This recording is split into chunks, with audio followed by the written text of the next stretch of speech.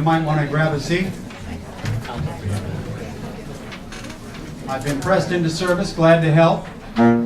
There's so much to tell you, but we want to get right to the music. Suffice to say, I've been around almost 30 of these, and this is one, in my opinion, this is one of the better programs because not only does it have background of the bands and a schedule where you, for all the venues and all the times, but if you want to follow a particular band, you don't have to draw from point A to point B and follow the connect the dots. It's all also in here. So please take a look at it. As is all the wonderful sponsors that help bring this. Their money goes a long way, and they make it look easy. It isn't. So if you know people, if you trade there, please mention this to them throughout the year. That goes a long way for helping us put on this festival. And also, and we're quickly running out of them here, but anyone in a red vest like myself or at any one of the desks, usually you'll be able to find one of these surveys. We appreciate it.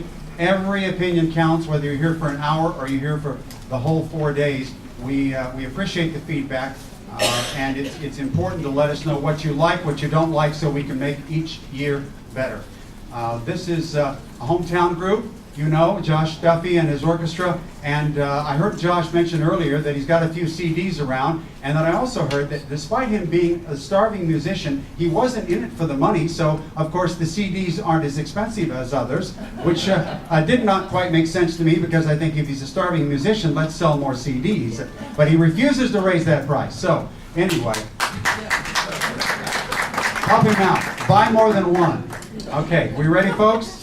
Josh Duffee and his orchestra, one of the most distinctive orchestras in the entire country, I forgot to mention, because of all the arrangements of the reincarnation of Jean Coldet. Right, I'll mess that up. Anyway, Gold Cat. Anyway, Josh Duffee and his orchestra. Whoa, let's go!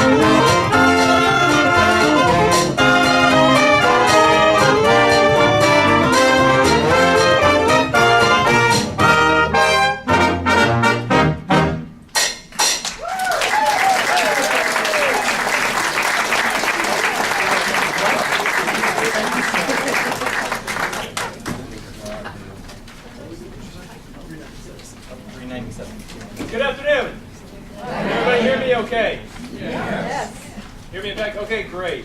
Well, I do have a loud voice, so I'm going to go ahead and use it, which is great. Some people tell me I'm too loud, but oh well. I'm going to speak acoustic because we are acoustic up here except for the bass, and that's the way this music was performed in the 1920s, was acoustically. So we're going to give it to you in its raw, pure form of how the Gold Cat Band was playing it back in those days. That first one was entitled, I'm Looking Over a Four-Leaf Clover. You heard us play with Andy Shum's group and we opened with that, so we decided to open with it too, doing the Gold Cat version for all your ears. So you had two different versions within the last 2 hours, so you're incredibly lucky. So, Four-Leaf Clover's lucky. So, all right, I'm going to take a second to introduce the band for you. Saxophone section, we have Julie Craighead.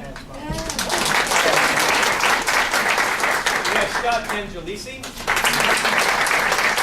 And we have Matt Sievertson. Our trumpet section, we have Alan Napper on trumpet and cornet. We have Travis Lopez. And we have Josh Hahn. In our back row, we have Bruce Bogan. And we also have Mr. Camella. The reason I call him Mr. is he's my former middle school band director, and it just kills me to actually call him by his first name because they always tell you when you're a kid, do not call your teacher by your first name. And so I have never really called him by his first name, and I still get in trouble by his wife every time I call their house. You can all call me Chuck. On the piano, we have Earl Johnson.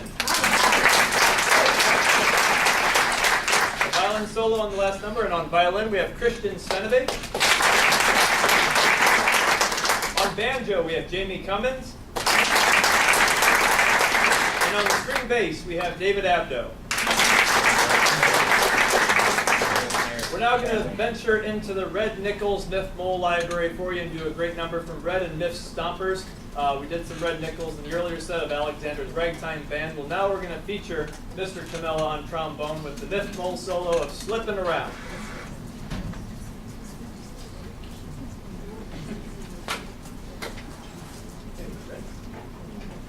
One, two, 1, 2, 3, 4.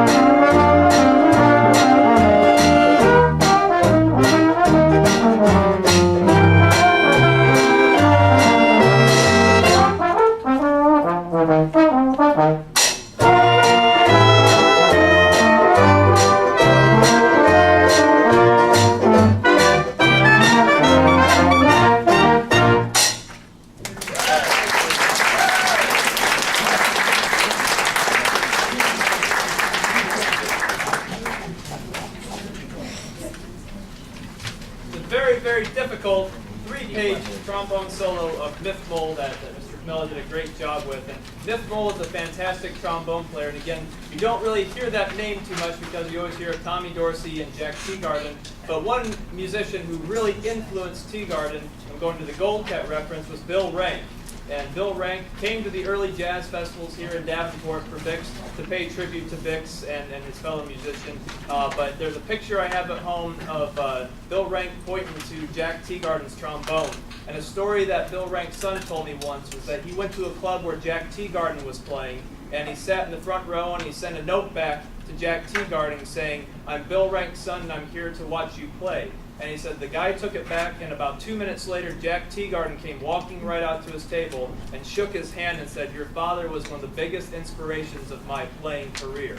And they dedicated songs that night to Bill Rank, and he made note of him being in the audience. So there's a lot of great guys from the 20s who nowadays don't get much notoriety who were fantastic musicians, and Mifmol is one of those as well as Bill Rank. We're now going to venture into some of the Bill Chalice repertoire. It's a song that Fletcher Henderson and his orchestra played, but the Gold Cat Band also played this too. They exchanged a lot of charts because Bill Chalice and Fletcher Henderson were friends in arranging. They collaborated on different arrangements. So they would actually swap charts in and out and everything. The Gold Cat Band did a great version of My Pretty Girl, while the Fletcher Henderson Orchestra also did a version of My Pretty Girl. But now we're going to do one that's entitled the D Natural Blues, but it's actually written in the key of E flat. Here we go.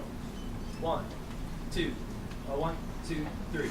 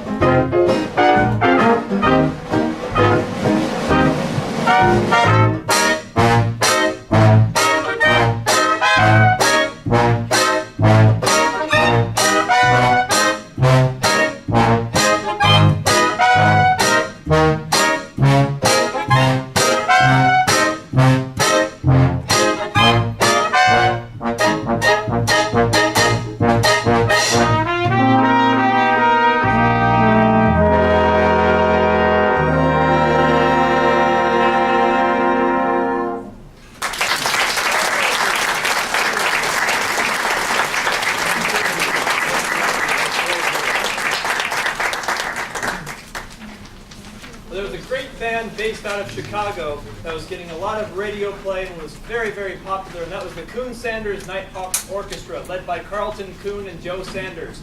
Joe Sanders did a lot of composing and arranging for the band, and they were a fantastic hit in Chicago. Well, they then ventured off to New York, and they were trying to make it out there, and the crowds just weren't what they were in Chicago, and they were wanting to go back to Chicago to play. And Victor Company said, no, you're going to stay in New York and play. Your contract's going to be here. But they really wanted to go back to Chicago. So every single evening that they would end their program on the radio, they would end with this next song that we're going to play. And it was kind of a jab at the company, but it was letting people know, hey, we really love Chicago. We're nothing against New York, but we really love our Chicago fans. So every evening they would close with, I want to go home.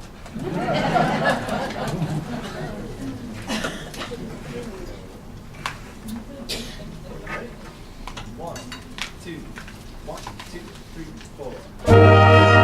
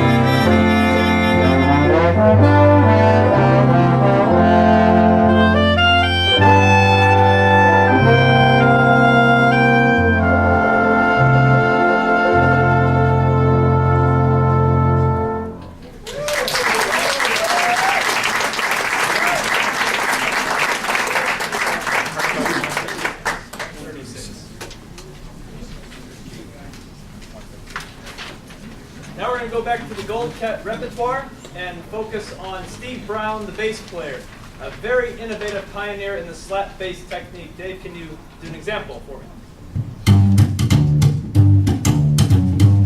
That's your slap bass technique. So a lot of the players back in those days weren't doing that, except for Steve Brown, who was already playing with the New Orleans Rhythm Kings and then was with the Gold Cat Band in Detroit. When they did this next number, Steve Brown had his bass up, and the recording engineer said, "What are you doing? Where is your sousaphone at?"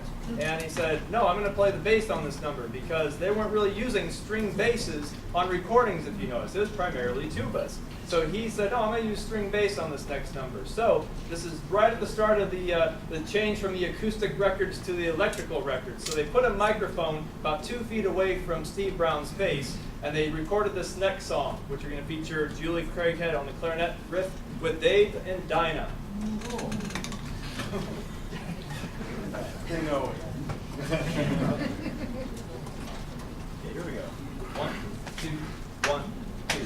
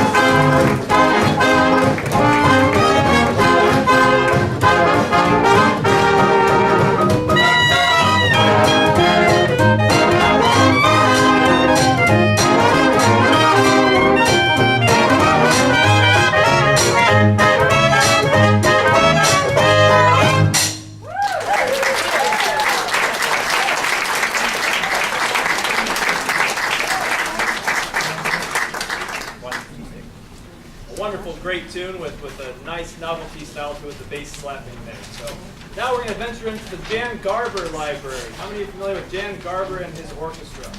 How many are familiar with the sweet sounds of Jan Garber and his orchestra? Well, that's not what we're going to play.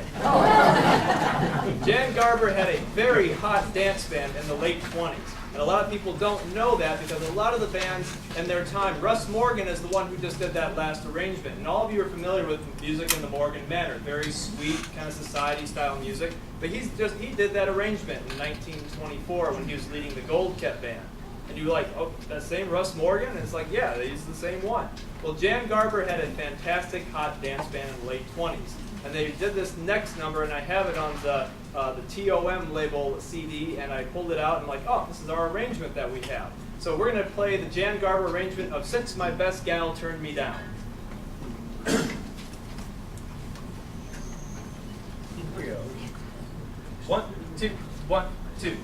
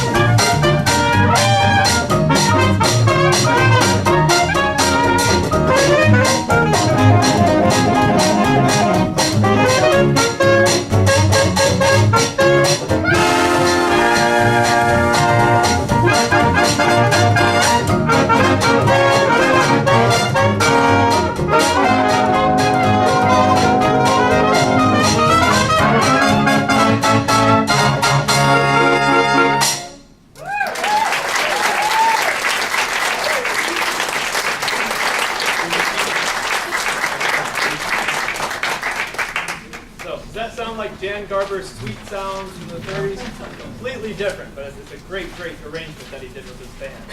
Now, one thing that the Gold Cat Band, people ask me this question a lot, and I've been doing probably about 9 years of research on Gene Goldcat, and recently about 3 years of research on Chauncey Morehouse, who's my idol. And if you don't know already, yes, I named my son Chauncey, and my wife was very understanding with that, and she loved the name because she loves England and London. It has a very British sound to it, and so Chauncey was a great name. And we actually, the middle name of our son too is Goldcat. And so he bears those names, and she loved that, and she's like, boy, it has a good ring to it. And I'm like, again, I have the most loving wife and understanding wife. But he will be around this weekend. He loves this music. And I always say, try to get this music into the hands of the young kids when they're in school, because they just dance and they have a great time. And a lot of you probably grew up with it, listening to it on Victrolas, your parents listened to it, and it just gets in your blood and it stays there. And this is good music that is not on the radio anymore. So this is the chance for you to hear it live just like they were doing back 80 years ago, but in ballrooms, dancing away the night and having a great time. So if you can get the music in the hands of the young kids in school, that's going to help keep this music going. And that's kind of what happened with me with the youth band 12 years ago. I was playing in that, and I was exposed to all this music, and I fell in love with it. It just takes one listen, and for me, it was the Gene Goldcat recording of My Pretty Girl. As soon as I heard that, I was hooked, and that was it. So I now have over 1,500 78s from the 20s, and I absolutely love it. These bass drums, all my drums are vintage. People ask me about that too. Everything I have here is vintage except for me, unfortunately. You will be someday. Yeah, I will be someday, that's right. But all my drums are vintage. I have 10 bass drums of this size at home. I have 15 snare drums. I have a set of chimes, 2 vibraphones, a marimba, 2 timpani, and it just keeps on going and going, all from the 1920s. And I'm trying to buy that stuff to save it because normally it finds its way to the dumpster, and I don't want to see that happen because it's good equipment. A lot of people do ask me about the Goldcat Band. What did they do when they didn't have vocals? Because a lot of the recordings would have vocals on them because they'd hire a vocalist and they didn't know who it was until they got into the studio to sing a particular song. When they would be out on the road, they would feature different members of the band, whether it be Frank Trumbauer, Don Murray, Bix, or even Steve Brown. The one quote that I've heard from many of the families of the musicians who their fathers would tell them about the days of performing with Goldcat, the one person who got the standing ovation and that people would stop dancing and come to the stage. Who do you think that was? It wasn't Bix. Steve Brown. Steve Brown would take his bass up to the front of the stage and start slapping it and doing a whole solo, and all the dancers would stop and get right in front of the stage. And he was just a person that could draw that crowd in. That's what all their families have told me. Speaking of families, we do have 6 members of the Chauncey Morehouse family with us, and I'd like them to stand so we can recognize them. So if you see them around, say hi. So they're right here in the front.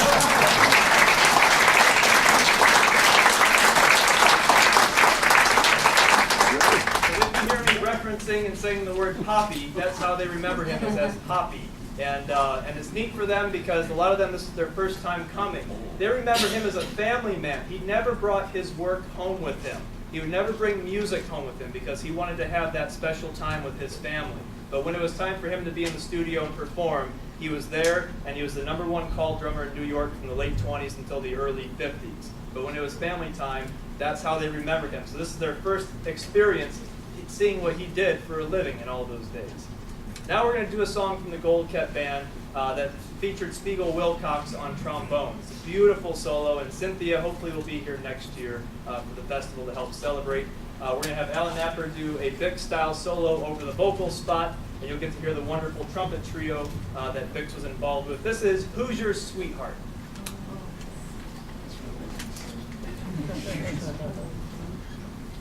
Here we go. 1, 2, 1, 2.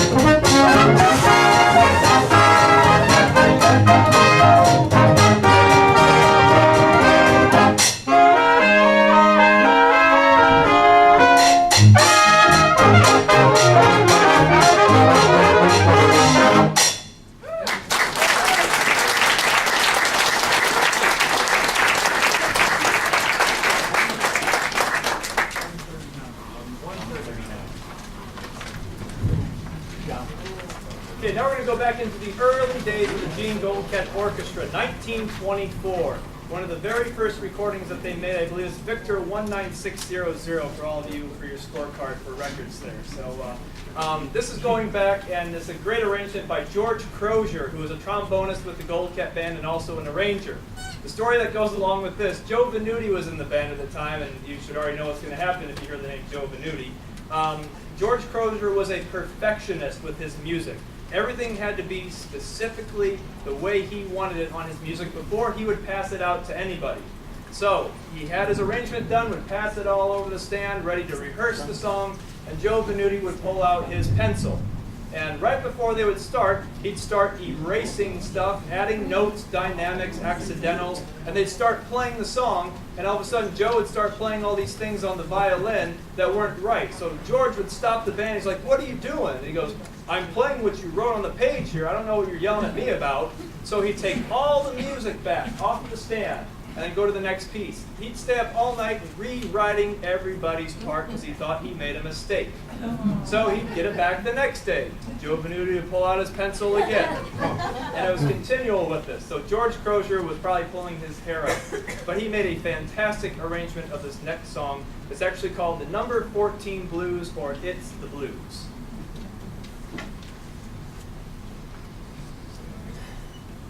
Here we go.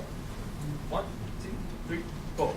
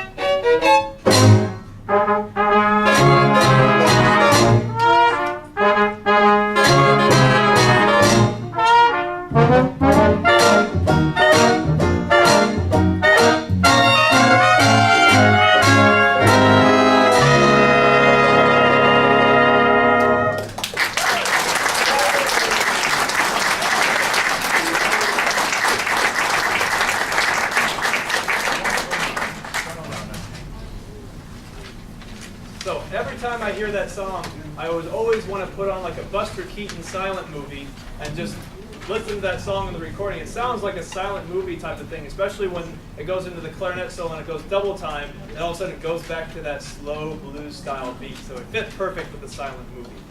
Now we're going to go back and do the first song, the second time Bix was with the Gold Cat Band. The very first time he recorded I Didn't Know, and Eddie King was freaking out because Bix was so modern with the sound, and he had a specific sound he was looking for because he was wanting to sell records for Victor. And he thought with Bix's sound that's not going to sell records. So he told Gold Cat that he had to go, and Gold Cat said, I really like your playing, but you need a little bit more training before you can come back and play with this band.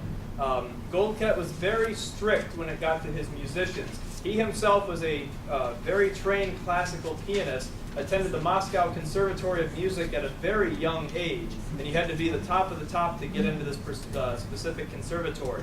He had great classical chops, and there was once he was filling in with the Detroit Symphony Orchestra because George Gershwin had fallen ill, and they said, we need you to play the Rhapsody in Blue with the symphony on 1 day notice. Can you do that? And he said, sure, I can do that, but if you want me to play something more difficult, I can do that too. And so they're like, oh, a big talker. Oh, okay, because back then he was part of the jazz crowd, and the jazz and the classical crowd weren't mixing too much.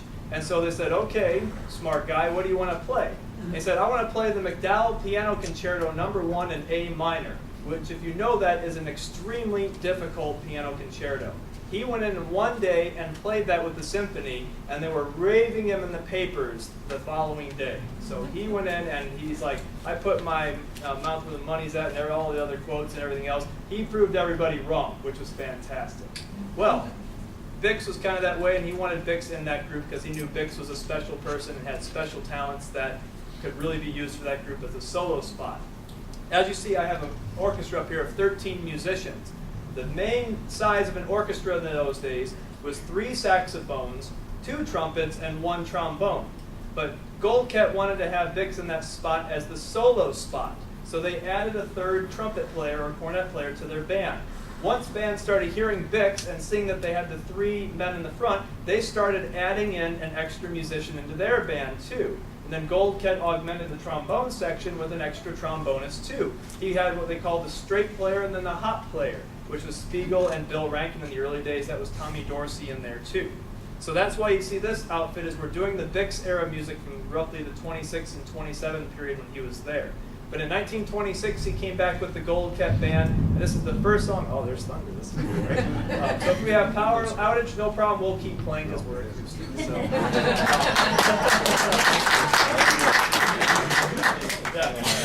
Yeah, memorize your parts now. So we're going to do again the first song that he recorded the second time around with Gold Cat. And as Spiegel Wilcox says, this is the one time that Joe Venuti actually played a straight solo, the melody. This is Idolizing. Okay. Here we go. 1, 2, 1, 2.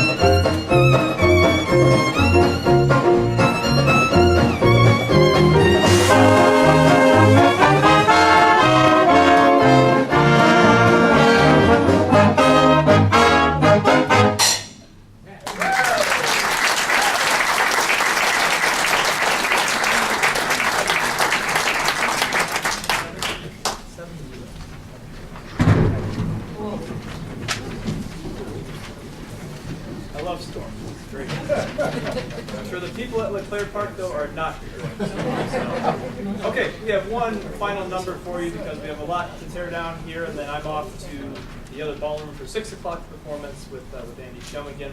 We'll be at LeClaire Park tonight at 8:30, so if you want to come out and hear us down there, we'll have more new music for you to hear. We're roughly playing about 60 songs this weekend, 60 to 70. And then I've been trying to program some stuff that is going to be different from Vince's program on Saturday night. So then you're going to come hear some completely new music with his Nighthawks at the Call Ballroom. So if you're not familiar with the parking down there, make sure you park at Modern Woodman Ballpark next to LeClaire Park. It's a lit parking lot. They have a shuttle that's running from there to the Call Ballroom because the lot that was directly east is now owned by Enterprise Cars, and they have a gate that's all locked off. So just go right to that baseball stadium. The shuttle will put you right at the front of the door there and take care of you. So, well, we've had fun playing here in this wonderful venue, acoustically, which is great. So I love acoustic venues.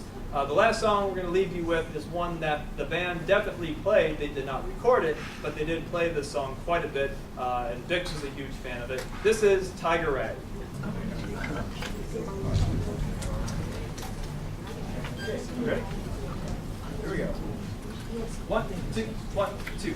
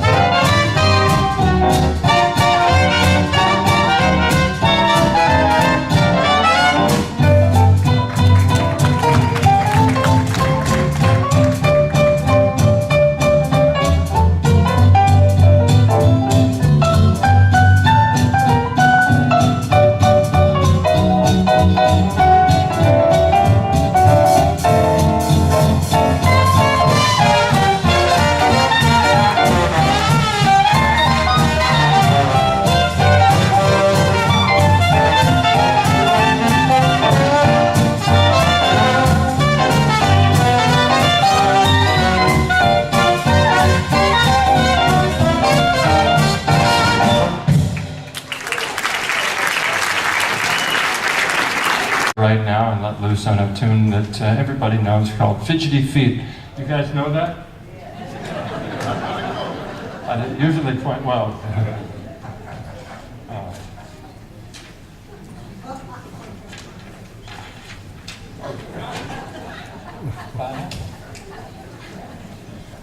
All right. Wait a minute.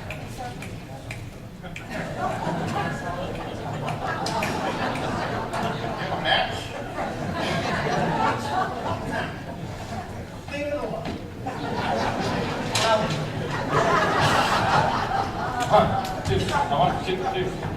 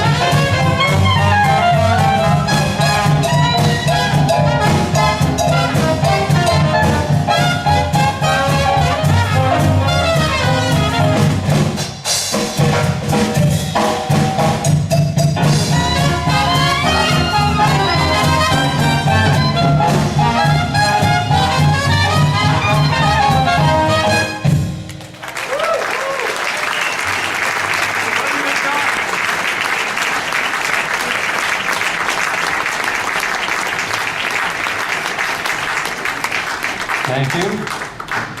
Just one more time. David Sager on trombone. John Eric Kelso on trumpet. Kevin Dorn on drums. Lee Beason on guitar. Mike Weatherly on bass. Tom Roberts on piano. And my name is Dan Levinson. You can visit me on the web at danlevinson.com. You can sign up on the mailing list, and you can any what? Any umlauts in there? Any umlauts. No umlauts, and Dan Levinson. That's how they say it in Deutschland. Dan Levinson. But it's no umlauts, and it's just danlevinson.com. There are free sound samples and all kinds of fun stuff. But all of our CDs are for sale right over there, and some great stuff. Roof Garden Jazz Band. You can't get them in stores because there are no stores. So you have to buy them here. This is the place. And they came all the way from New York, and I carried them on the plane so I wouldn't have to pay the excess baggage fees. And I do not want to carry them back. I'm begging you. All right, enough for the promotion there. Thank you very much for joining us. We're going to finish with side 8, for all of you record collectors out there, of Bud Freeman's Wolverines tribute album from 1939. It's a pop tune from 1934 called Susie.